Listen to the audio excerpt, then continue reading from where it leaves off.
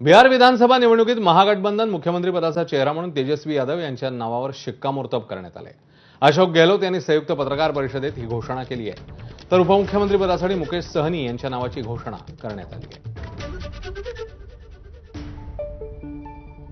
देखिए, इस तो हो गया, इस बात को लेकर के कोई कभी भी हम लोगों का कंफ्यूजन नहीं रहा है। हम लोग इस मामले में स्पष्ट है, लेकिन सवाल ये उठता है कि अमित शाह जी ने जो कहा है एनडीए की तरफ से कौन होगा चेहरा। अभी तक कोई ज्वाइंट प्रेस कॉन्फ्रेंस करके जो है ना तो विजन बताया गया, ना एजेंडा बताया गया है, ना ही सीएम की घोषणा की गई है।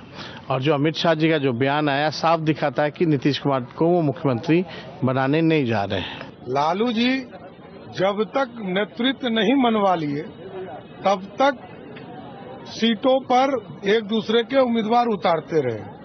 ये देखिए, यही अराजकता का प्रतीक है। गुंडागर्दी करके बेटा को सीएम फेस बनवा रहे हैं। ये पूरी बिहार ने देखा। जबरदस्ती गठबंधन के अंदर गठबंधन के साथियों के उम्मीदवार के खिलाफ उम्मीदवार उतारा।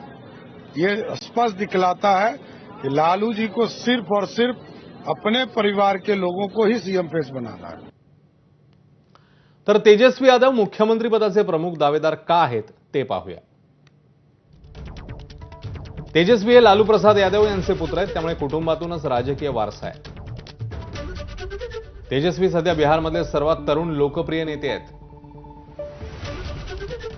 भाषणशैली साधी, प्रामाणिक आणि तरुणांना भावणारी आहे। नोकरी देणारा मुख्यमंत्री असा ब्रँड तयार करण्याचा त्यांनी प्रयत्न केलेला आहे। तर लालू यादव यांचा मुस्लिम यादव अर्थात MY या मतदारसंघावर प्रभाव आहे। MY सामाजिक गटाचा बिहारच्या 40% लोकसंख्येपर्यंत प्रभाव पाहायला मिळतो। तरुण आणि बेरोजगार वर्गाला जवळ करण्यात तेजस्वी यादव यांना यश आलंय। 2020 मध्ये त्यांनी सर्वाधिक जागा मिळवत आपलं नेतृत्वही सिद्ध केलंय। बिहारमध्ये चेंजची भावना प्रबळ आहे, त्यामुळे देखील तेजस्वी यादव या रेसमध्ये समोर येत आहेत।